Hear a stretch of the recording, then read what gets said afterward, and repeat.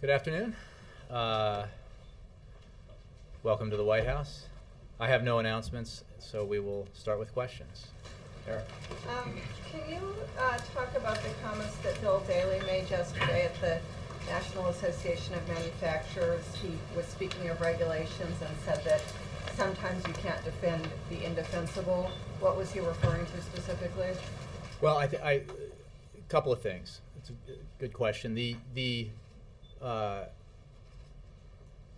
Chief of Staff went there very much looking forward to hearing from the folks at NAM and wanting to get their input, their criticism, their ideas. And he heard some specific stories about regulations that the people telling the stories felt were overburdensome. And you have to understand that he went in there with no prior knowledge about the cases that were put before him, but obviously the ones that sounded bad, he thought, sounded bad, and he said so. We're committed. This president is committed, as you know, through his regulatory look back, to weeding out regulations that have outlived their usefulness, or in any other way unnecessarily restrain businesses from growing and from hiring. This president's committed to that, and this chief of staff is committed to that, and that's why he wanted to go have this meeting, and we'll continue to have meetings like it. But there were also comments from the business owners there that the administration's regulatory look back is toothless and kind of pointless. Well, we obviously, so if it, that's the audience it's intended for. If they don't buy it, what's well, again, the I don't think that's a universally held opinion. The regulatory look back is real. It has teeth. It has and will produce results in terms of eliminating unnecessary regulations or regulations that have outlived their usefulness or ones that are overly burdensome. This president is very committed to making sure that even as we take measures that are necessary to protect the health of American citizens, to make sure our air is clean and our water is clean, and our food is safe, that we do not do things that unnecessarily or in an overly burdensome way restrain economic growth and job creation. On the golf outing tomorrow, are we going to be able to see them? Will our photographers be able to take pictures of them? And if not, why not? I think you're presuming the worst.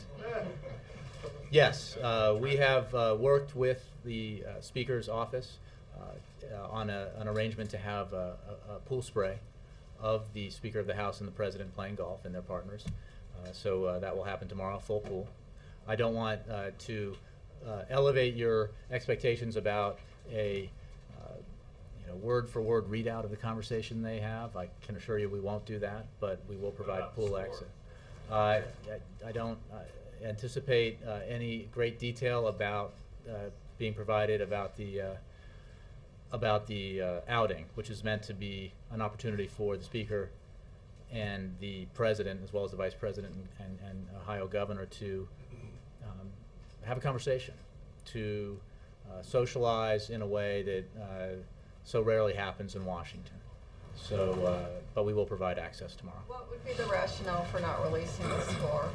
I didn't say we wouldn't release a score. I have no idea. We may release a score. We'll see. If the president wins, you'll release it. If you lose, Exactly. Okay.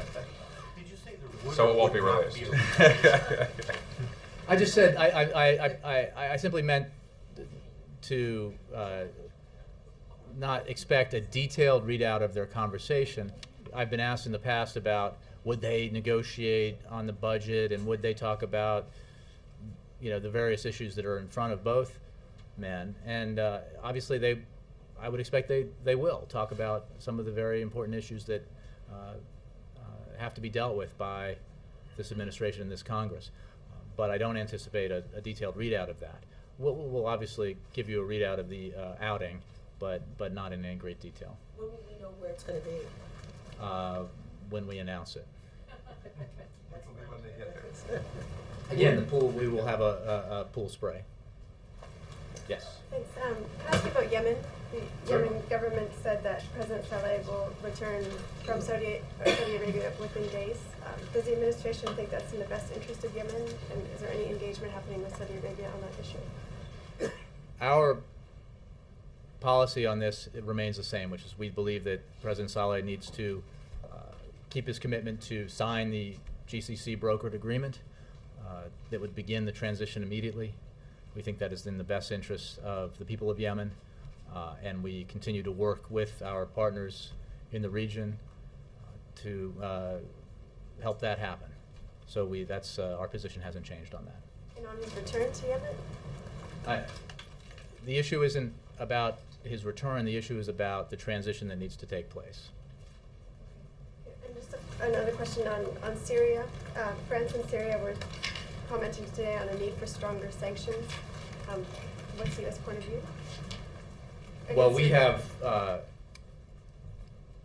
put forward. We have taken significant action in terms of sanctions. We've had sanctions on Syria for a long time. We've ratcheted up the intensity of those sanctions by naming individuals, including President Assad. So I don't know specifically about this call for greater sanctions. I think our record on this is very strong, and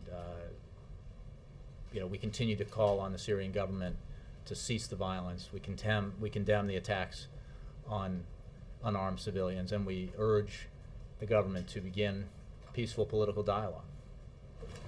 Yes. Can I just ask one thing on the Gulf, which is, it's obviously the president wants to get some business done, have a conversation with John Boehner. Obviously sounds very positive, but there's an image of golf as being kind of a rich guy's sport. And we're in the middle of a recession. The president plays a lot of golf. What's the president's view on the image that's projected when he and other powerful leaders are out on the golf course and a lot of Americans are out of work? I think that the important thing here, Ed, is that the President of the United States and the Speaker of the House of the United States, two of the most powerful leaders in this country, obviously, who are of different parties and have a great deal of business to do on behalf of the American people, are getting together on a social occasion. They both play golf. A lot of Americans play golf, and this is an opportunity that I think has value beyond the game, great value beyond the game, and it's the kind of thing the president believes is useful for the leaders in Washington to do more frequently. Not the game itself, but to sit across each other or to engage with each other in a non-confrontational way, to sort out the business between them and the differences between them. So I think the good is significant here. Do they have any plans to play polo?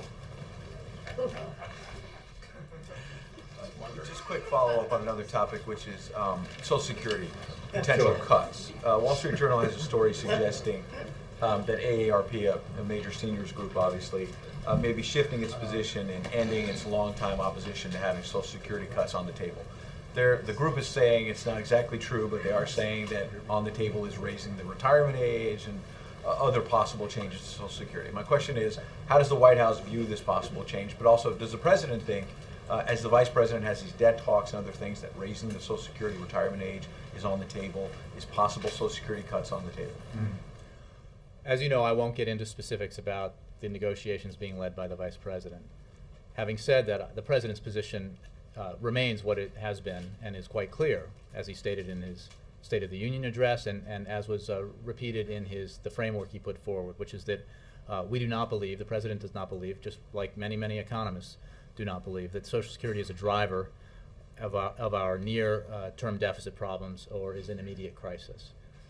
The president supports measures to strengthen Social Security, but he does not support anything that would slash benefits for future generations. And I think it's, again, without getting into specifics about the talks, the administration led by the vice president entered these negotiations with the president's proposal, the president's framework as its reference point, its starting point. And as I understand it, and know for a fact that the House, the Republicans, brought as their starting point and their framework the House Republican budget plan. So, I think that can help indicate to you, at least when they began, what was on the table and what wasn't. Yes, Jay. Does the administration or does the president have any personal reaction to the investigative report from the House Investigative Subcommittee on the ATF's Fast and Furious program and all the blowback from that operation? Well, I don't have anything specific, like a quote from the president. I can tell you that, as the president has already said, he did not know about or authorize this operation, but the Department of Justice has said repeatedly that fighting criminal activity along the southwest border, including the illegal trafficking of guns to Mexico, has been and is a priority of the department. The Attorney General has also made clear that he takes the allegations that have been raised very seriously, and that is why he has asked the Inspector General to investigate the matter. It is also why you see the department cooperating with the Oversight Committee. So this investigation is ongoing, and I really can't comment beyond that. Has the president heard from the Mexican authorities about it? Not that I'm aware of. I believe the president made a comment about this that I was just referencing when the Mexican president was here. So it certainly came up in that room when it was. But I mean specifically this week with the report being issued. I don't believe so. I'm not aware of any conversation like that. Yes, Jim. On its question, you said the president doesn't support slashing benefits. Could you clarify, what does he support? Some kinds of cuts or increases in taxes? Does he think all of that should be on the table, short of slashing benefits? Well, yeah, I'm not going to get into what's on the table. We're not engaged in Social Security negotiations. We're on the vice president leading talks aimed at deficit reduction. From that, well, the president certainly has positions. The president's position, I think, is to strengthen Social Security, retirement security for the low-income and vulnerable, maintain robust disability and survivors' benefits, no privatization or weakening of the Social Security system. Reform must strengthen Social Security and restore long-term solvency. No current beneficiary should see the basic benefit reduced, nor will we accept an approach that slashes benefits for future generations. That's his position. I don't have any more details for it on you. We're not in the process of negotiating Social Security reform. He's saying no cuts for people currently and not slashing in the future. It sounds like he's saying cuts in the future. Okay. The word slash is something that's not a random word. Well, we will not accept any kind of reform that slashes benefits to future beneficiaries. And tax increases? I don't have, I'm not negotiating a Social Security reform project here from the podium, and I'm not aware that anybody else is at the moment. Do you know if the president has thoughts on Jimmy Carter's piece in the New York Times, call off the global drug war and returning to his position from way back in the 70s, that the possession of small amounts of, any comment on that? I don't have a comment on that, and I have not spoken to the president about it. I'm not sure he saw it. One other question, you moved this briefing up an hour. Was that so you could attend one of those not on the schedule meetings that we were talking about yesterday?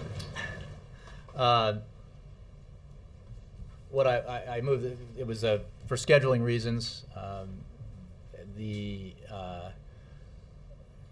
short answer to your question is no, I did not move it to attend a meeting that I'm not going to talk about. So,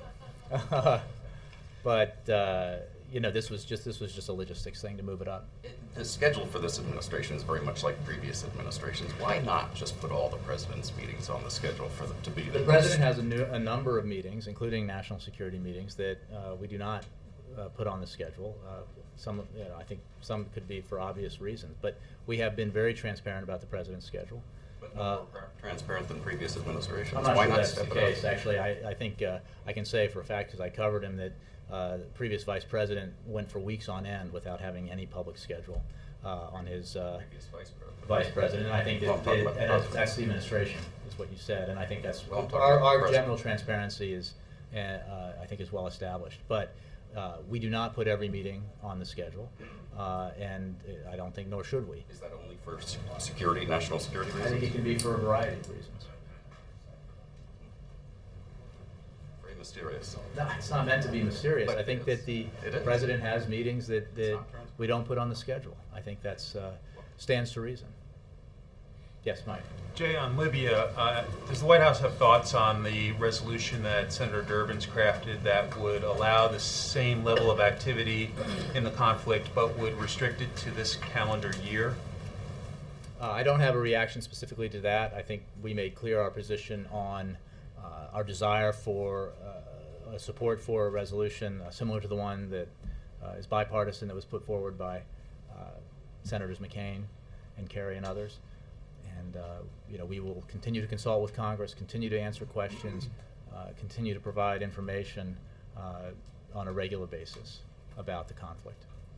Dan Pfeiffer went to an event today with a liberal group that he got some pretty tough pushback. Were you guys surprised by that? Not at all. I think this goes to the Chief of Staff talking to the business community, the White House Communications Director talking to Netroots, I believe it was. We solicit and want to hear ideas from a variety of corners, participants in the dialogue, and people with ideas and a stake in the solutions we find to a lot of the pressure, the challenges that face us. So I think that was also a useful and robust conversation that the communications director had, and we're happy to do that kind of thing. One quick follow on Libya. The 90-day mark is Sunday. Should we expect any kind of flurry of engagement between the White House and the Hill between now and then, or is there some magical association with the 90th day that I'm not aware of? Yeah. No, I don't think so. Yeah. Isn't it 60? It's 60, and then you have 30 days to withdraw, so it's 90 Well, total. we're obviously not changing our position. The NATO extended the mission a number of weeks ago by 90 days. We are participants in the NATO mission, and our position is very well known. Yeah. Two topics, Libya and Gulf. On the timing issue on Libya, just to make sure I'm aware or understand the White House's view on this, is it the view that this could go on indefinitely, this operation could go on as long as NATO keeps extending it, and you never, if it lasted to the fall or through the summer or into next year, you wouldn't need congressional approval? What we have said is that our role in this mission, our support role, and the kind of engagement that we have right now does not meet, our legal analysis does not meet the threshold set by the War Powers Resolution that requires congressional action. I'm not going to speculate about what the Libyan situation will look like in 30, 60, 90 days or 6 months or anything like that. But we are participants in this coalition. NATO has extended the mission to continue to fulfill the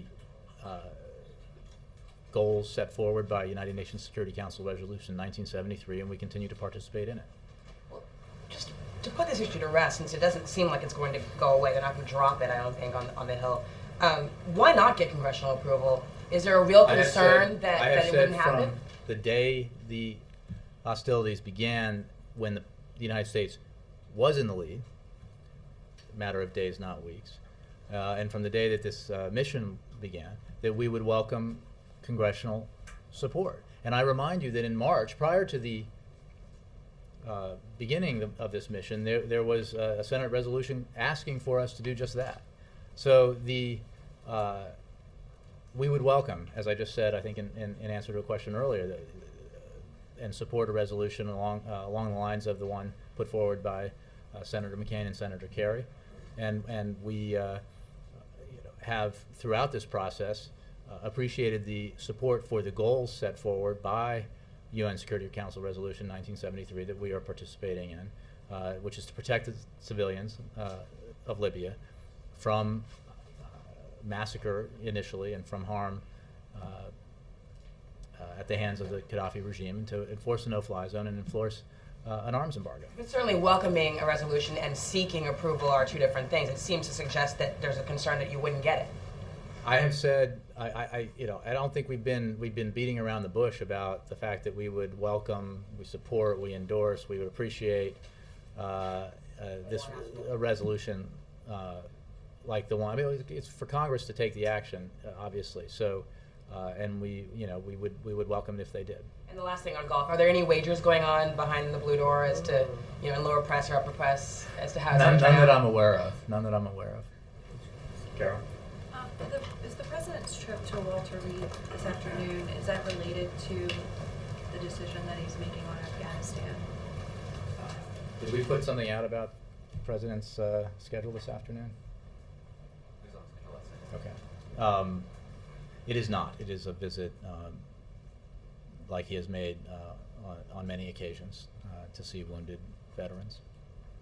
And then just quickly, I know that you said that you weren't surprised by the reaction that Dan Piper got at Netroots and the discontent that was at the Manufacturers Association meeting. How do you account for it? Why do you think? Well, I would say, first of all, I would not characterize it as discontent. I think there were a lot of folks at the NAM meeting who expressed appreciation for the fact that Bill Daley had come and appreciation for a lot of things we've done. So, and that's true too. I mean, you're talking about in Netroots, there are a lot of things that Dan talked about in that engagement that obviously met with approval. Some of the accomplishments the president can claim from the first 2.5 years meet with approval in that room and broadly beyond that. So the fact that people are pressing for more to be done, whether it's in business or in that community, I think that's the nature of our public life here, and it's why the president says, as he has said quite a bit frequently, that we are not done. We have much work to do, and we are pressing on with that work. Yes. What's the status of the deliberations on troop strength in Afghanistan? Conversations continue. The president's consulting with members of his national security team. We will have a decision soon. Is he consulting with anybody outside the White House? To what extent is he talking to people involved in national security committee work and so forth on the Hill? I don't have any specific readouts for you. The president obviously speaks with others beyond the White House, beyond the administration on matters of national security. I don't have a specific conversation to report out to you, but he is, and regularly has over the course of the 18 months since he implemented this policy, had discussions with a variety of people with interest in the Afghanistan mission. Is soon still your guidance on? Soon is still my guidance. All right. Yes. The Vice President last night said that they were going to accelerate the talks next week. Do you have an idea how many days they're going to be meeting next week at all? I think they'll meet 3 times, perhaps 4 next week, and I think that staff will also sort of intensify and step up its level of work on this. We're very eager to press for an agreement, press forward towards an agreement. This is obviously difficult. These are difficult issues, but there has been progress. There has been a very serious approach to the negotiations by all sides, which is much appreciated by the Vice President, by the President, and we look forward to and remain optimistic about the prospects of an agreement. And to hasten things along, should we possibly anticipate the President having people down here at the White House next week? I think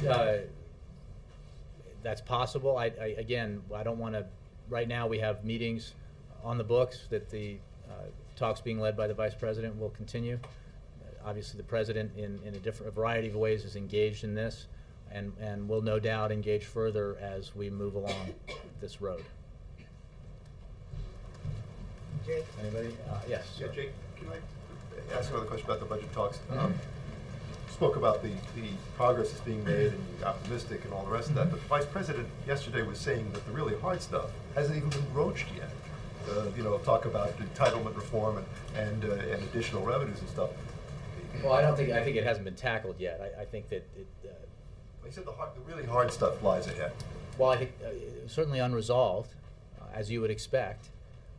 And I'm not going to further characterize it, but echoing what he was saying, I think that it stands to reason that there are issues still to be resolved. Not surprisingly, you might expect the issues still to be resolved are the hardest ones. And I think you can expect that this process will not, will require broader agreement beyond that room to finalize it and make it real. So, but the progress has been significant. The approach has been serious, and the discipline by the participants has been admirable and effective in helping move the talks forward in terms of keeping what's the details of the discussions in the room within the room. If you reach agreement by their target date of July 4th weekend, they're clearly going to have to step it up more than just a notch. Okay, 3 notches. Do you know what I'm saying? Look, I think they've stepped it up significantly, and they will continue to intensify the engagements. I assure you of that. Mr. Nicholas. Thank you, Jay. If you listen to the Republican presidential debate, if you look at polling, if you listen to what people are saying on Capitol Hill, there seems to be little consensus for a substantial troop presence in Afghanistan. Does that give the president some running room in calling for perhaps a substantial drawdown right now? The president doesn't look at this decision in those terms at all. The president went through an exhaustive review of our policy in Afghanistan in the fall of 2009, where a very deliberate process where assumptions were examined, options were explored, goals were refined. Out of that emerged the strategy the president announced in December of 2009. A strategy that had as its principal objectives the disruption, dismantling, and ultimate defeat of Al-Qaeda, and the stabilization by breaking the momentum of the Taliban, the stabilization of Afghanistan so that it could not become a haven again for terrorists who mean harm to the United States and its allies. We have made significant progress towards achieving those objectives. The president outlined in his proposal in December of 2009, he said, beginning in July of 2011, we will draw down troops. The pace and slope of that drawdown will be determined by conditions on the ground, and the conditions obviously include an assessment of how far we've come towards achieving our objectives, and we have made progress. So, again, that the points you made may or may not be true. The fact is, he'll make this decision based on his assessment of the accomplishments that have come from the execution of the policy, and what is in the best interest of further success in that policy. Andre. Thank you.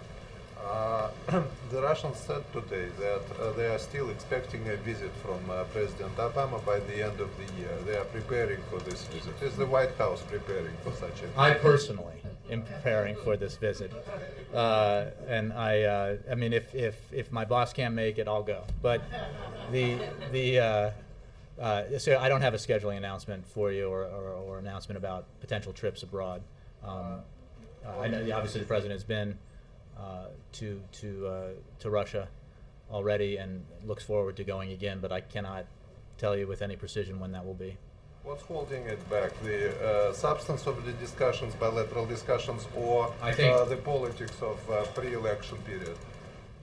Well, I don't know that anything's holding it back. Obviously, he has an incredibly busy schedule, and we've had some substantial foreign travel already this year. We have some other trips that potentially we might have to make because of the variety of commitments that the United States has. But there is nothing, to my knowledge, in terms of bilateral relations that would hold up a visit at all. The president felt that his meetings with President Medvedev in France were excellent, and that the relationship is very strong. And lastly, I understand that the Vice President extended an invitation for Prime Minister Putin to come over. Is anything being prepared on that score? Do you know? I don't have any update on that. Carrie. It's a question in reference to that March 7th Blue Room meeting with the Wall Street executives the president had. In the interest of transparency, given that it was a DNC organized event, would the White House disclose how many similar DNC organized meetings the president has engaged in? Well, I think that, as you know, I mean, we are very transparent about the DNC events he has. The participants in this, I mean, you know, we have a waves release policy that will, you know, when they are released, will encompass visitors to the White House, including the visitors who were here and on that day. This having a DNC or RNC sponsored event is extremely common for presidents of both parties going back many administrations. Contrary to the suggestion on a website when this story was reported, this was not a fundraiser. and it is wholly understandable why the president would want to consult with business executives about their ideas about what to do in terms of economic policy and business policy going forward, including financial sector policy. So, and the fact that they're supporters is obviously he would want to talk to his supporters about that as well. So is it are you saying it's proper? It's completely proper for the president to have these types of DNC Absolutely. organized meetings within the White House? I am indeed, yes. And you have no, so the And answer totally is no to the question. precedented. Okay.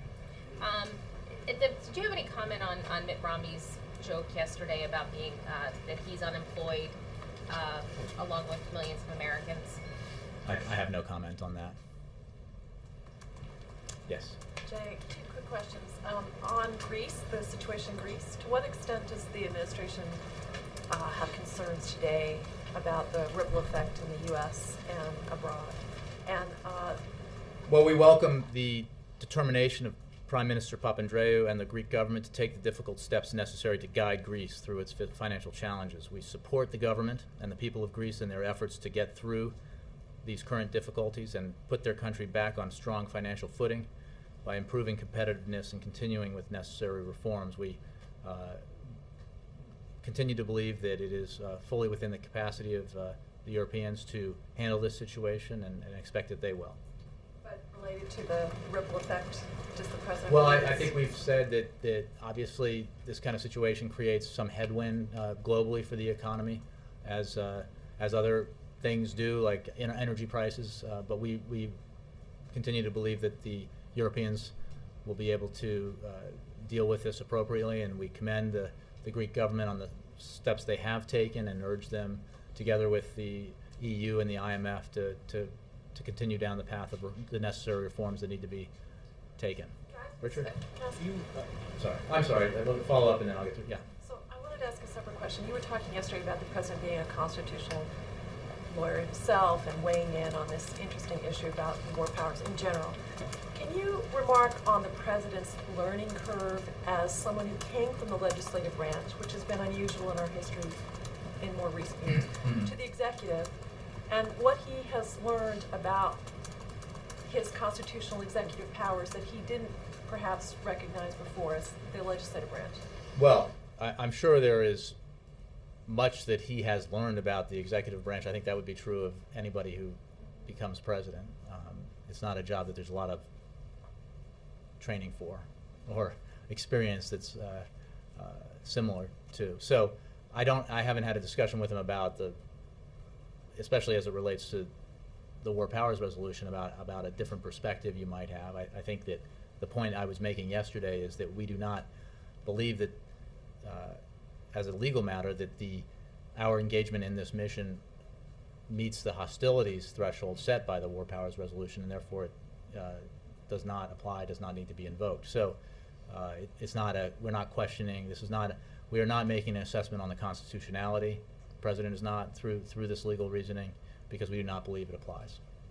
Yes, Richard. Jay, what do you read into the Senate votes on ethanol, and particularly the Republican votes there, and whether that's a signal that a large portion of the Republican Party, or at least some of them, are not keeping taxes off the table, or new revenue off the table? It's an excellent question. I think I would make the point that I have in the past, that we do not support full repeal of that subsidy, but we do support reform of it in a way that lowers costs, because that is our broader commitment here. Our broader approach towards our energy policy is to invest in alternative sources of energy, biofuels being one of them, as well as pursuing greater fuel efficiency and increasing domestic production of energy sources. So I think it is interesting to note that the vote itself is a recognition of the fact that there is spending in our tax code that can be addressed, and I think it's the kind of spending that exists with the subsidies to oil and gas industries, for example, and I think that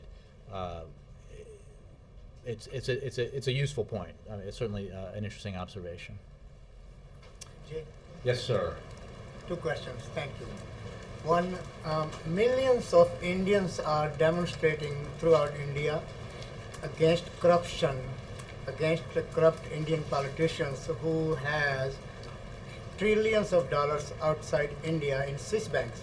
My question is, one, they're asking the presidential involvement, help, because Swiss banks are holding money from stolen money, including maybe from many terrorists used against the United States and combating terrorism. What I'm asking you, how President can help to bring that black money from the Swiss banks and around the globe? Well, I'm not familiar with the issue, and I'm not sure that I have a statement for you about the President's attitude towards it. It might be something you take to the State Department. And second, as far as Osama bin Laden's killing took place in Pakistan is concerned, Pakistan's military chief Kiani is under pressure from within his own party and government and Pakistanis. My question is, does the President still believe that there are more terrorists inside Pakistan and they still have ISI link?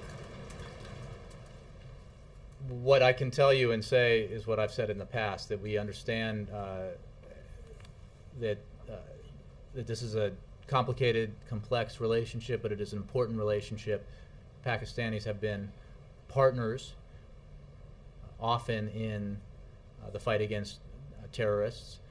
More terrorists have been killed on their soil than anywhere else, and we strive to continue the cooperation that we have had with Pakistan, and we engage at many levels with our counterparts in the Pakistani government, and we'll continue to do that. May I just follow one more on Afghanistan, Real please? quick, yeah. What now, as far as statements and announcement from the U.S. and NATO that withdrawal will take place, but now many think tanks, and including also India and many Afghans, feel if U.S. leaves Afghanistan, Taliban will come back. The policy of the President is clearly stated, and I would just make the point that the beginning of the drawdown of the surge in July of 2011 will happen. As outlined in Lisbon, the full transfer of security lead to the Afghans occurs in 2014. That's my response to that. Let me get in the way back, yes, and I'll get to you, Connie. Yep. Hi, sir. Yes. This morning, a man with suspicious package and reportedly some Al-Qaeda literature was arrested near Pentagon. And my question is, after the killing of Osama bin Laden, it has taken a while for this kind of thing to emerge. Do you consider it's a success of the anti-terrorism effort, or do you consider you have more work to be done because this thing took place? Thank you. Because which thing took place? Overnight, a man with a suspicious package and reportedly some Al-Qaeda literature was arrested. I would refer you to the FBI and the Park Police. There were no dangerous materials or explosives found, and any more information about that incident, I would refer you to the FBI and the Park Police. Thank you. Okay, Connie, last one, I Thank promise, you so Connie. much. Yep. What about, there's a story about threats to American hotels. Do you have anything on that? I'm not aware of that. I don't have anything on that. And on Pakistan, is it true that the U.S. has withdrawn a request for another $2 billion to Pakistan? I'm not aware of that either, Connie. Sorry. Let us know. Sure, if you want to come up. I'm sorry. I always do this on Friday. I do have a week ahead. Let me do this for you. On Monday and Tuesday, the President will attend meetings at the White House. On Wednesday, he's attending meetings. They're on the schedule. On Wednesday, the President will greet Asian American and Pacific Islander community leaders at the White House. On Thursday, the President will travel to New York City and attend DNC events. On Friday, the President will travel to Carnegie Mellon University in Pittsburgh, Pennsylvania, to highlight the importance of manufacturing to the United States economy, as well as key steps that government, industry, and universities will take together to create new industries and new jobs. The President will discuss the need to focus on cross-cutting technologies that will enhance the global competitiveness of U.S. manufacturing and speed ideas from the drawing board to the manufacturing floor. That is your week ahead. Jake. One year ago, the administration declared this last summer, the beginning of recovery summer, so it's a one-year anniversary. Obviously, the economy is not fully recovered. Some think it's even going in the wrong direction. Do you guys have any comment about the? Well, I would say in that time, in the last 6 months, there have been more than 1 million private sector jobs created. In 17 months, so 5 months beyond that 1 year mark, more than 2.1 million private sector jobs. The fact is that recovery is taking place. Growth is happening. It is not enough. I remind you that when we took office, the economy was in free fall. There was fear of a global depression. There was a contraction in the economy of greater than 6% quarterly. There was a loss of jobs at a pace of 700,000 a month. So the point being, when we remind people of where we were, is that while we are not where we want to be, we are in a better position now than we were in January of 2009 by far. And we continue to work every day to increase job creation and promote economic growth. Because the hole that was dug by the recession, by the financial crisis, by the some of the misguided policy decisions of the previous decade is a deep one. And we're climbing out of it, and we continue to work hard to climb out of it. Thanks very much.